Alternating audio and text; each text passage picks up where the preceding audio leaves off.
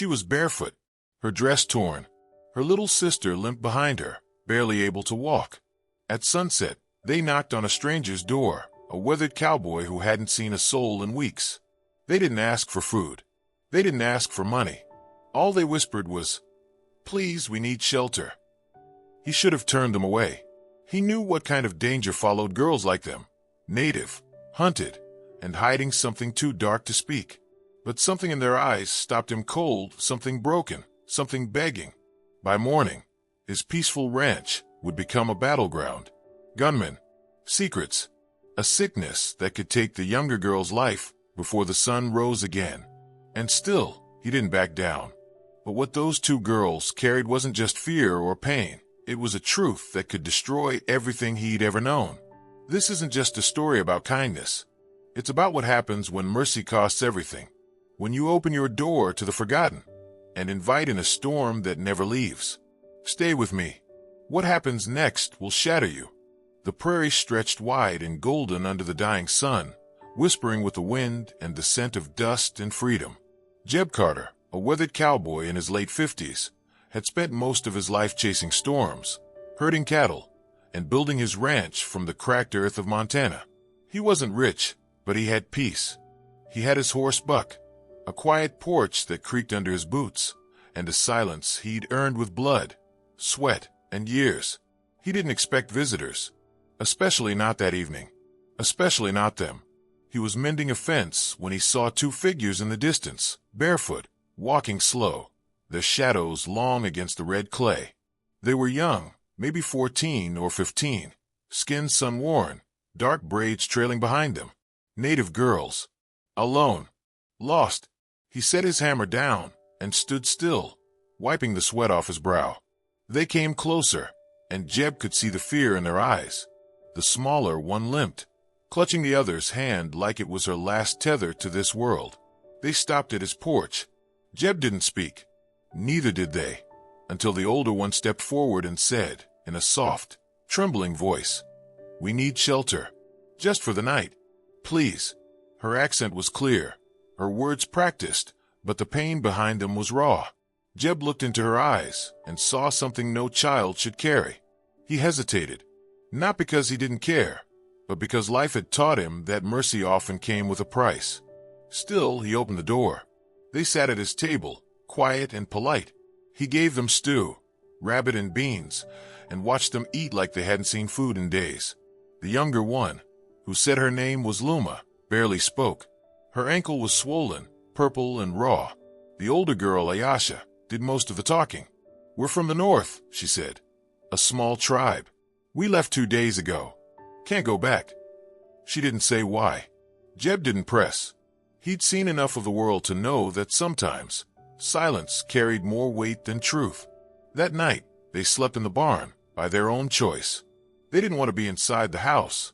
"Safer near the animals," Ayasha whispered. Jeb brought them blankets and some warm milk. Buck, his horse, stood guard near the stall where they laid. In the dead of night, Jeb heard something, muffled cries, whispers in a language he didn't understand, and then utter stillness.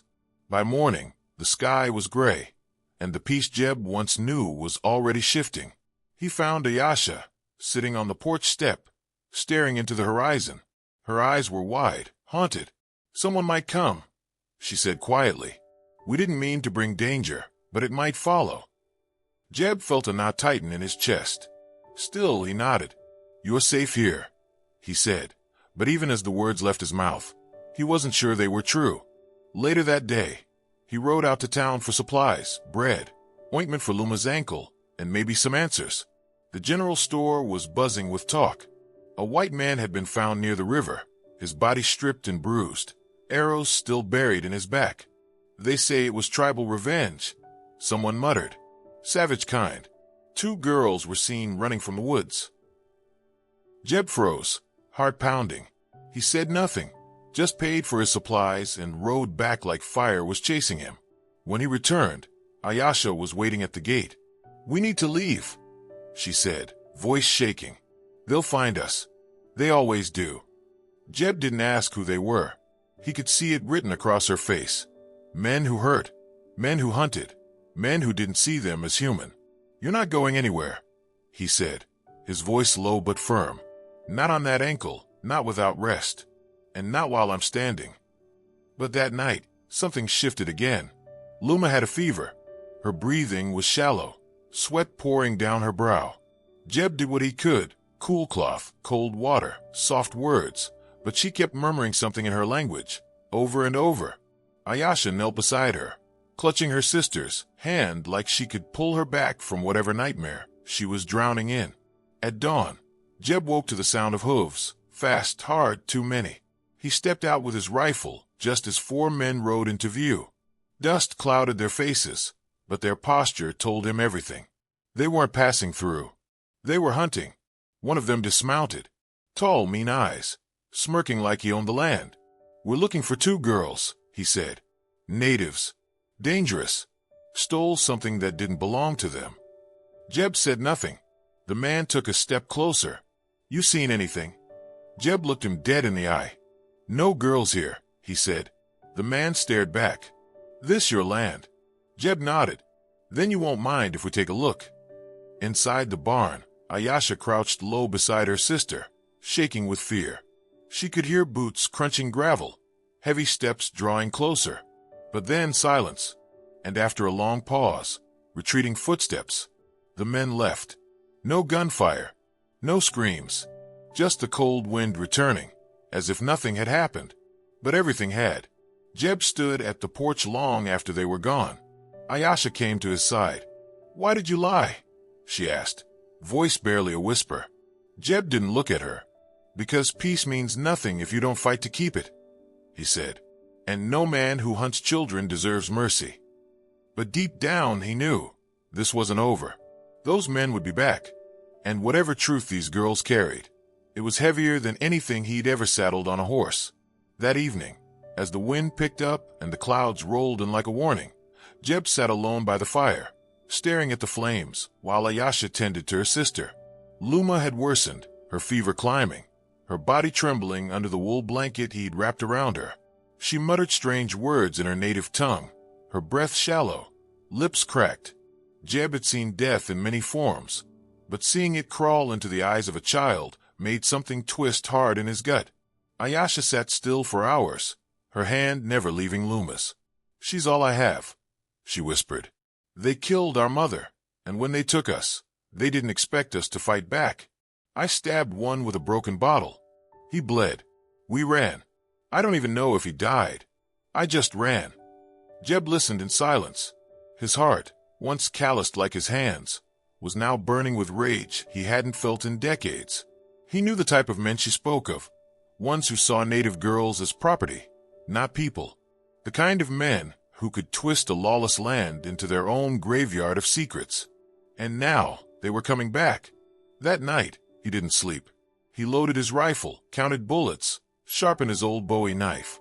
The wind howled through the plains like a ghost screaming across time. At dawn, Ayesha stepped outside. Her face was pale, her eyes hollow. "She's not waking," she said. Jeb rushed in, placing a hand on Luma's forehead, burning hot. Her chest barely rose. She needed medicine.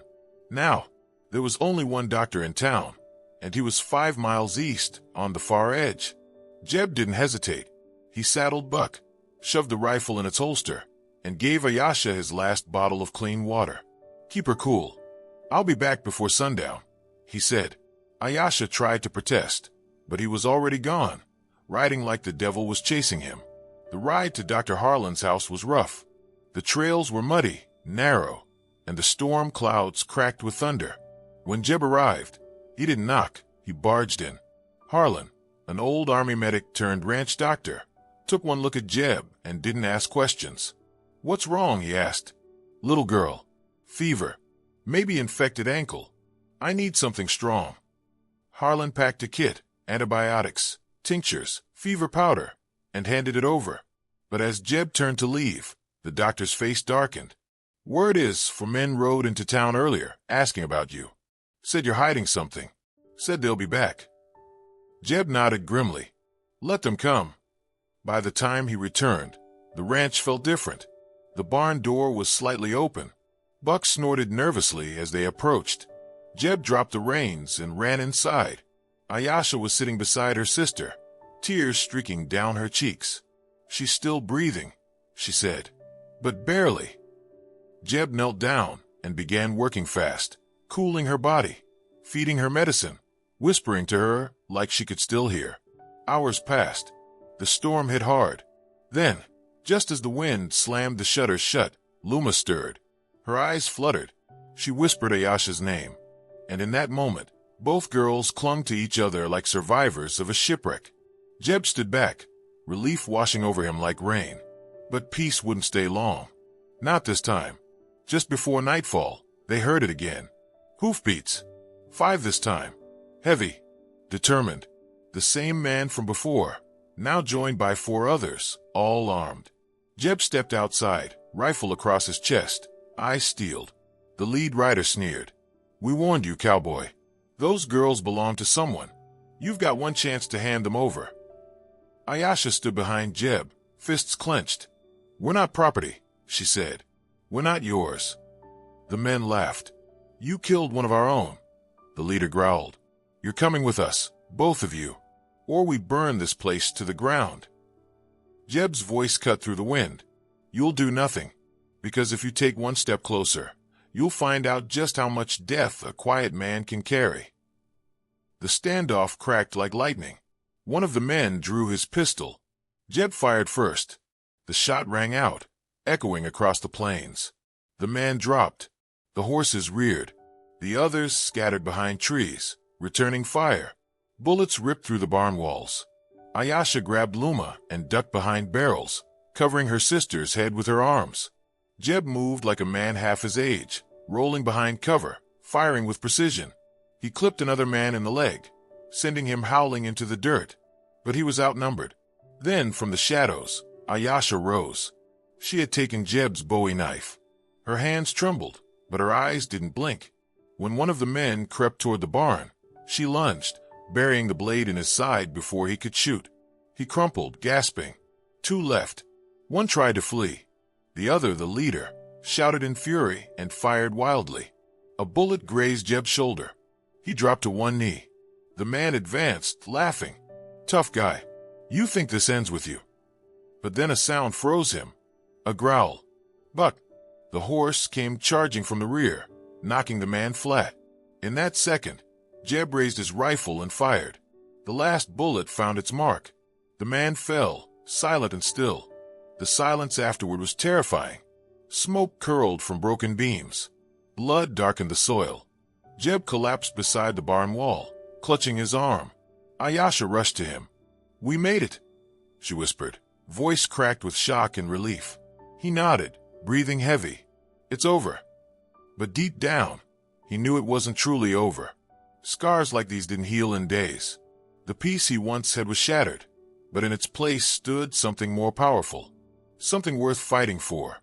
The next morning, the sheriff came riding out, having heard gunfire and rumors. He found the bodies. Jeb told him the truth. For once, the law didn't argue. The sheriff simply tipped his hat. You did what no one else had the guts to do. Weeks passed. Luma healed slowly. Ayesha worked the ranch like she belonged there. One evening, as the sun set across the land once soaked in fear, Ayesha stood beside Jeb. "Why did you protect us?" she asked. Jeb stared into the horizon. "Because peace is nothing if you let evil walk through your door. And because every man has a moment where he chooses silence or standing up." Ayesha placed her hand over his. "Then thank you for standing." And as the wind passed through the tall grass once more, Jeb Carter knew his quiet life was gone. But in its place, he had something stronger. A purpose, a family, and a fire that would never burn out. Spring arrived quietly that year. The harsh winds faded, and the land began to breathe again. Flowers returned to the fields.